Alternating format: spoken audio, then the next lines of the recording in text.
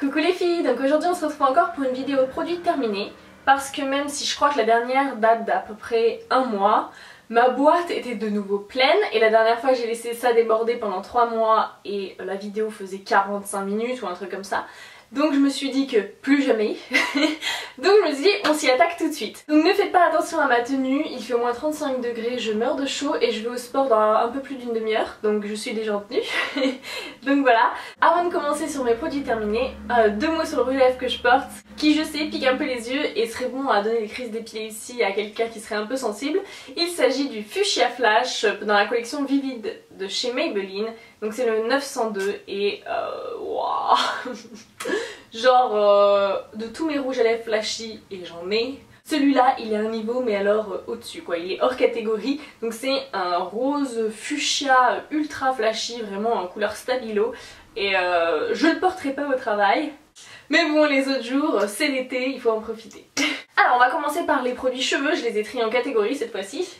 Donc j'ai terminé ce shampoing donc de la marque Davines.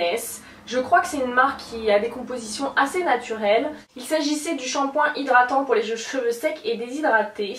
Et donc je crois que le shampoing s'appelle Momo. Donc ce shampoing là je l'avais eu dans une little box il me semble. Ça m'avait laissé tout bonnement indifférente. Et en fait je l'ai utilisé pour laver ma frange vu que c'était un shampoing plutôt doux. Comme je lave ma frange tous les matins parce que le résultat d'une frange sur une peau mixte, et ça fait que tu dois te laver la frange tous les jours. Sinon tu n'es pas du tout présentable. Donc voilà, ce shampoing là, il moussait très bien, il sentait bon, il était assez banal. Je pense pas que je le rachèterai mais j'ai pris plaisir à l'utiliser pour l'utilisation que j'en avais. Et voilà, un shampoing quoi. Ensuite, une miniature que j'avais reçue dans une Birchbox cette fois-ci, il s'agit du shampoing Born Again Wash de Kevin Murphy. Et celui-là, alors le packaging est trop mignon, mais il est pas pratique du tout. C'est-à-dire que vous avez un gros boulot comme ça, et le shampoing était très compact et t'étais vraiment obligé. Ah, il en restait. Et t'étais vraiment obligé de secouer pour le faire sortir. Ah, je vais pas shampooiner le truc. Ah mon dieu. Donc la texture était très compacte, un peu nacrée, c'était mignon, ça sentait un peu le citron sucré, rien de fabuleux. Et je ne rachèterai pas ce shampoing parce que il était trop lourd pour mes cheveux, ça avait tendance à me les faire un peu regresser plus rapidement. Donc non. En plus je crois que ça vaut une blinde cette marque là, donc non. La miniature suivante c'est une miniature du shampoing Beauty Protector, encore une fois reçue dans une Birchbox. Donc il s'agit d'un shampoing sans sulfate, sans parabènes, vegan, pour tout type de cheveux, qui hydrate, donne du volume et de la brillance, scelle les cuticules, protège des UV, adoucit les cheveux, protège la couleur et peut s'utiliser tous les jours. Rien que ça. Je l'ai bien aimé ce shampoing là, il était agréable à utiliser, il sentait très bon la barbe à papa, donc ça c'est quelque chose que j'apprécie. Donc c'était un peu petit comme miniature. Je l'ai eu avec le démêlant qui arrivera dans la prochaine vidéo parce que il doit m'en rester pour une utilisation. Mais ouais, je l'ai bien aimé, de là à le racheter, je pense pas. Mais il était sympa. Mais je pense qu'au niveau composition c'est bourré de silicone et j'ai tendance à privilégier les shampoings sans silicone, donc plutôt non. Mais il sentait trop bon. Ensuite j'ai terminé évidemment une bonbonne de shampoing sec de chez Baptiste dans sa senteur originale qui est fraîche, qui sent bon, qui dégraisse bien le cuir chevelu. Moi j'utilise un jour sur 3, le jour avant mon shampoing, et il est très efficace, même si j'aime pas la sensation du shampoing sec sur mes cheveux. Là j'en ai aujourd'hui, je trouve que ça gratte un peu, que c'est... on se sent pas propre. Mais sinon c'est vraiment un très bon produit qui dépanne bien et qui évite de se laver les cheveux trop souvent. Donc oui, je rachèterai cette senteur là ou la Brit parce que c'est mes 2 favorites. Enfin je les ai pas toutes testées hein. J'ai testé que celles qui sont à ma portée dans ma petite campagne. On va passer maintenant aux soins de la peau. J'ai terminé encore une fois une bonbonne d'eau thermale de chez Avène qu'on utilise tous les jours après s'être lavé le visage avec mon homme, pour se débarrasser des résidus calcaires ou d'eau micellaire pour lui le matin. Et oui, on rachètera encore et encore parce que ça apaise la peau, que ça rafraîchit et que ça fait du bien. Donc voilà, un bon basique. J'ai également terminé une miniature d'eau thermale de chez Uriage. Donc elle est assez particulière cette eau thermale là parce qu'elle est salée en fait. Elle a un goût salé et d'après ce que j'ai compris c'est une eau thermale que vous pouvez laisser sécher sur votre visage parce qu'elle serait en genre d'homéostasie avec la peau, je ne sais pas si ça se dit, et donc ça la déshydraterait pas. Donc voilà, est-ce que je la rachèterai? Pas spécialement parce que bon, je trouve que toutes les eaux thermales se valent et voilà. Le produit suivant, il s'agit d'une miniature de l'eau micellaire de chez Bioderma, donc c'est la Sébium H2O pour les peaux mixtes à grasse. Elle était sympa.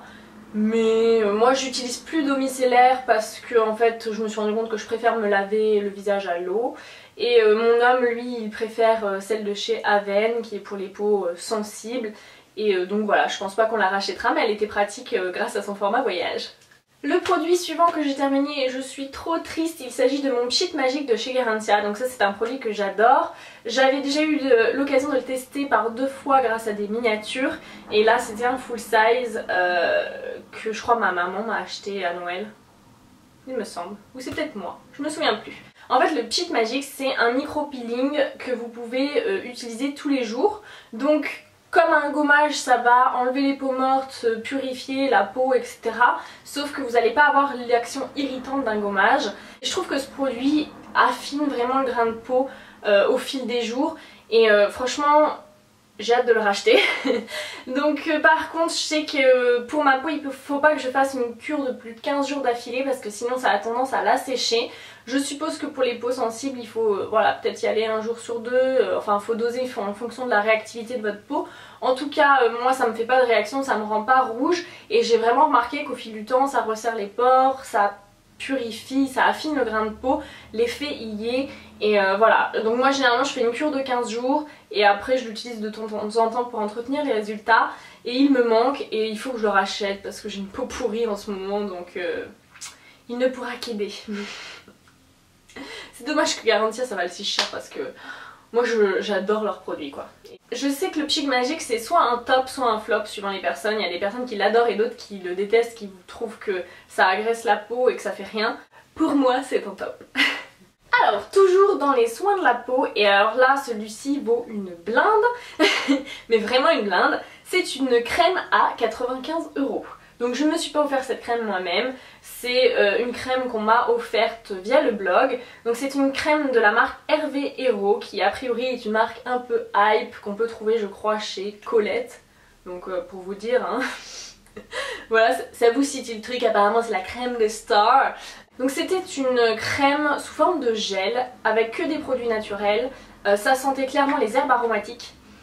Ah ouais, là, ça schmoute le thym ou le romarin, un truc comme ça.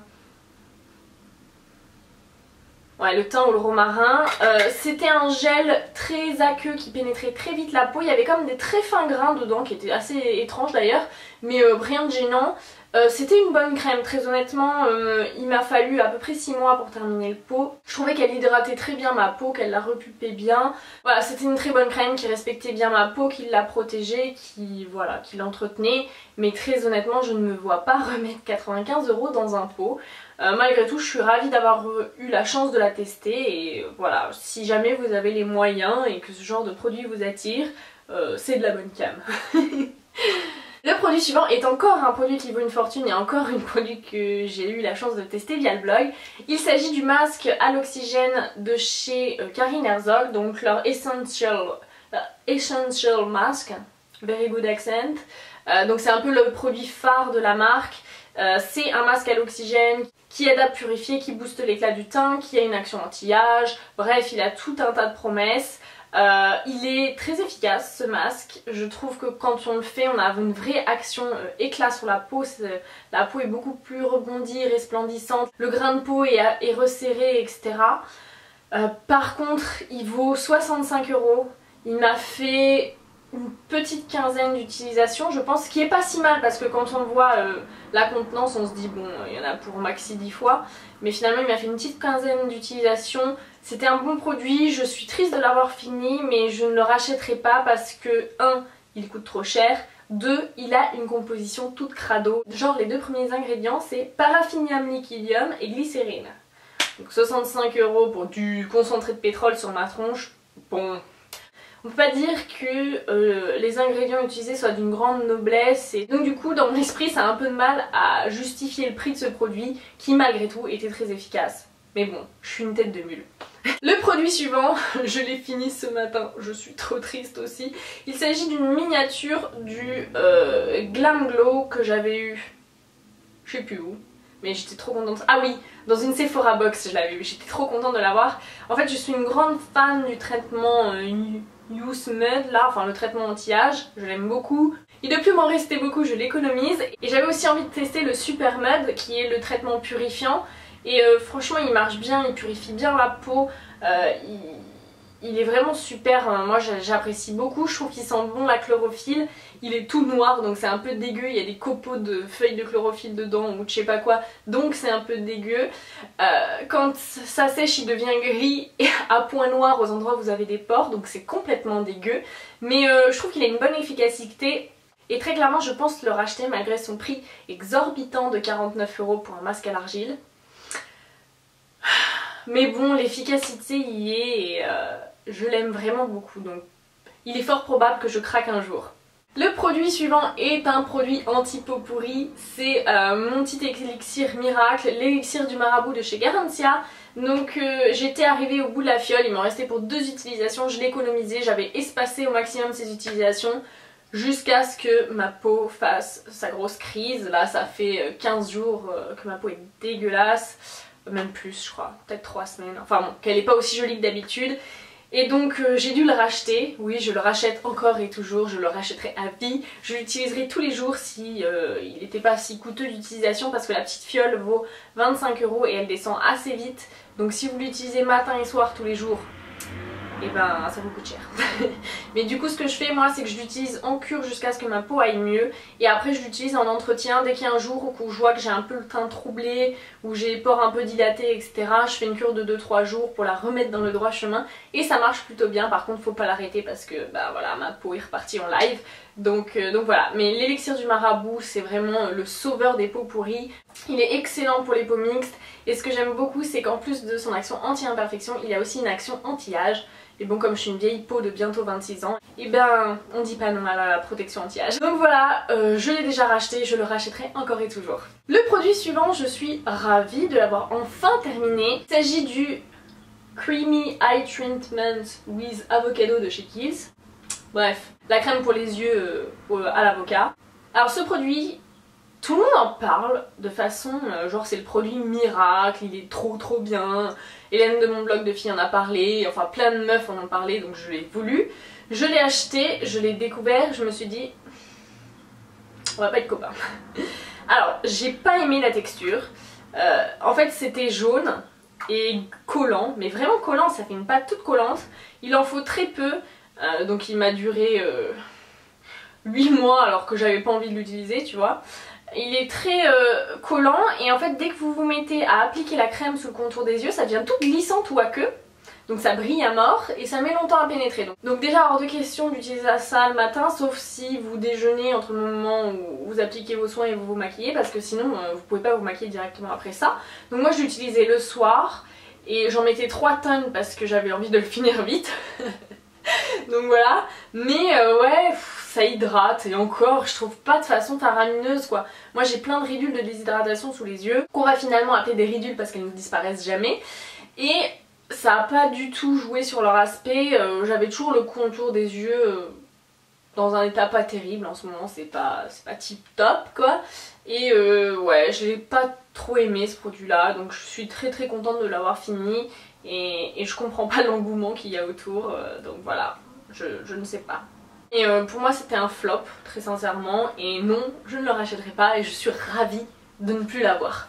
Donc le produit suivant c'est mon homme qui l'a terminé, il s'agit du dernier sérum de chez Aven, le sérum apaisant hydratant. Donc lui il a une peau sensible à tendance déshydratée et du coup il met systématiquement avant sa crème un sérum hydratant. Il a testé l'Hydra Chrono Plus de chez Lirac, il a testé le sérum hydratant de chez Caudalie et celui-ci, et pour le moment celui-ci reste son préféré parce que c'est un homme, qu'il pénètre vite, qu'il ne sent rien du tout et qu'il est efficace. Donc en gros c'est tout ce qu'il demande à un sérum. Donc il l'a bien aimé, je pense qu'il le rachètera, mais là en ce moment il est en train de tester le sérum anti-rougeur de chez Garantia parce qu'il avait trop envie de voir si ça marchait. Donc voilà, mais en tout cas lui il l'a bien aimé et il vous le conseille si vous avez une peau déshydratée. On va maintenant passer au corps, donc j'ai terminé 2 gels douche de chez Dove, de la gamme douceur d'enfance. Donc le premier c'est celui au coca que j'avais trop envie de tester parce que ça me faisait envie les bonbons au coca, je suis une grosse gourmande donc forcément ça me parle. Je l'ai bien aimé ce gel douche, même si j'ai trouvé que c'est pas très économique parce que on a tendance à en utiliser beaucoup je trouve. Enfin moi j'ai eu tendance à en utiliser plus que d'habitude, mon mec il met toujours 3,5 tonnes sur sa fleur de douche donc ça change rien, mais c'est descendu très vite. Et l'odeur j'ai bien aimé, quand vous sentez comme ça dans le flacon ça sent mais vraiment typiquement exactement l'odeur des bonbons au coca quoi. Vous ouvrez un paquet, ça revient même, moi ça me fait saliver d'ailleurs, pardon. Par contre j'ai trouvé que sous la douche, quand vous commencez à savonner, ça prend une odeur un peu plus masculine, légèrement boisée, quelque chose comme ça. Je sais pas si... Voilà, j'ai bien aimé, mais je pense pas le racheter. Et mon homme lui a beaucoup apprécié parce que justement cette odeur un petit peu masculine, ça lui a bien plu. Donc voilà, il sentait très bon, mais je pense pas le racheter. Puis surtout, j'ai un peu commandé genre 125 gels douche sur Bath & Body Works pendant leur solde via Chivito. Donc j'attends le colis. Donc je pense que je vais avoir de quoi me laver pour tout le reste de l'année, donc je suis pas prête d'avoir besoin de racheter un gel douche. Et donc le deuxième c'est le douceur d'enfance à la guimauve que j'avais gagné dans un concours, j'étais trop ravie parce que c'est pareil, c'est une odeur qui me faisait vraiment vachement envie. Donc ça c'était une odeur très douce que j'ai bien aimée. Ouais ça sent un peu la guimauve mais c'est quelque chose d'assez subtil, de pas trop sucré, de pas écœurant, c'était assez agréable.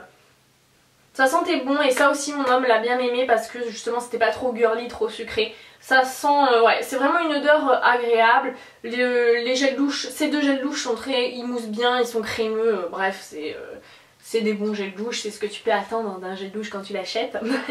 Mais voilà, je l'ai bien aimé, est-ce que je la rachèterai peut-être un jour? Je ne sais pas. Ensuite j'ai terminé une crème pour le corps, je suis trop triste parce que j'adorais son odeur. Il s'agit de l'Hydra Body Lait de la marque Lirac. Donc voilà, c'était une crème pour le corps, ils disent que c'est à l'eau de coco revitalisante, au beurre de karité, au lait de rose, aux extraits de litchi et de framboise. Et je saurais pas décrire l'odeur, effectivement il y a peut-être de la coco, du litchi et de la framboise, mais c'est une odeur que j'adore, franchement ça sent trop bon, c'est une odeur très féminine, très cocooning et j'ai vraiment aimé l'utiliser et je suis triste de l'avoir terminé et j'ai envie de le racheter. Donc c'est pareil, comme j'ai commandé 125 laits pour le corps sur Bath & Body Works, on va attendre de les finir avant de racheter quoi que ce soit, mais très clairement c'est un produit vers lequel je pourrais me retourner parce que je l'ai beaucoup aimé et qu'il est très agréable à utiliser, qui pénétrait vite, qui sentait bon, donc j'adore. J'ai ensuite terminé des crèmes pour les mains. Donc j'ai terminé celle-ci qui est la crème main concentrée de chez Neutrogena pour mains sèches et abîmées. Alors je l'ai utilisée sur mes mains et sur mes pieds parce que j'avais pas de crème pour les pieds et que bon bah voilà quoi, je me suis dit c'est bon pour les mains, ça sera bon pour les pieds aussi.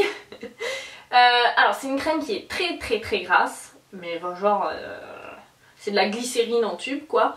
Donc ça soulage bien les mains et les pieds secs, ça hydrate à peu près, ça va. C'est pas fabuleux, mais c'est efficace quand même. Je sais pas trop quoi en penser quoi. Est-ce que je la rachèterai? Sans doute pas parce que j'aime bien les odeurs un peu fun et que ça c'est tout sauf fun quoi. Ça c'est l'antipode du fun quoi, donc je pense que je la rachèterai pas. Alors une autre crème que j'ai terminée c'est celle-ci, donc c'est une crème pour les mains de la marque Alessandro, senteur Snowflake. Je l'avais eu dans une Glossy Box donc ça date parce que je suis plus abonnée à Glossy Box depuis des mois, peut-être même un an.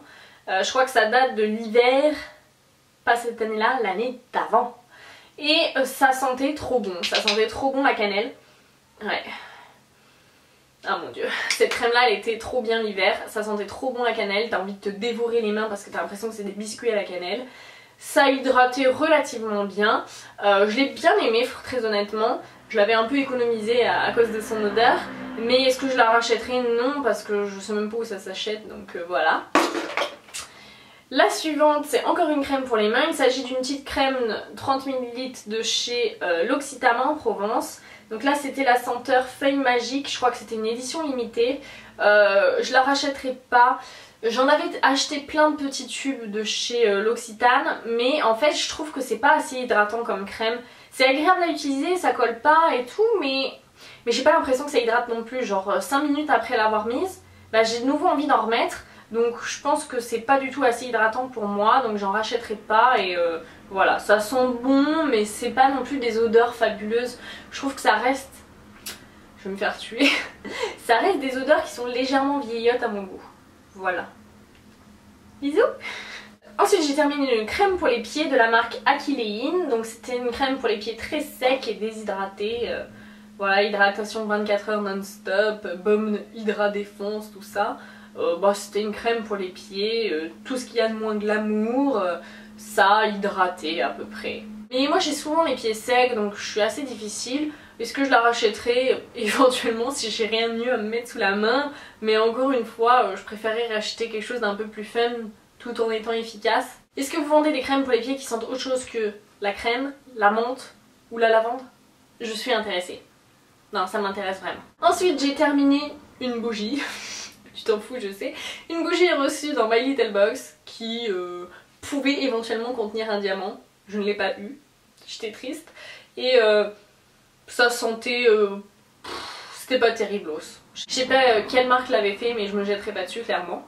Et pour terminer cette vidéo, j'ai terminé ceci qui est un brush cleanser de chez Make Up For Ever. Donc c'est un spray désinfectant pour les pinceaux. Je ne le rachèterai pas parce que c'est sous forme de pchit, donc vous devez pchiter sur le sopalin puis faire comme ça, donc tu mets plein de pchit, c'est un peu long. Quoique des fois c'était pratique pour pchiter directement sur le pinceau. Je le rachèterai ou pas. Très honnêtement, pour moi ça c'est comme s'acheter du liquide vaisselle quoi. Enfin, c'est un produit basique et utilitaire. Je l'ai remplacé par le MAC qui est depuis est bien entamé parce qu'en fait j'ai traîné à finir celui-là. Je ne saurais vous dire si l'un est plus efficace que l'autre, mais bon, ils valent tous les deux une dizaine d'euros, donc à vrai dire, peu importe lequel je rachèterai, je m'en fous un peu. Par contre, c'est vrai que c'est un produit qui est efficace au quotidien, qui est pratique pour nettoyer ses pinceaux vite fait, bien fait, donc je rachèterai. Donc voilà les filles, c'est tout pour aujourd'hui. Je pense que cette vidéo a encore été longue, je suis navrée.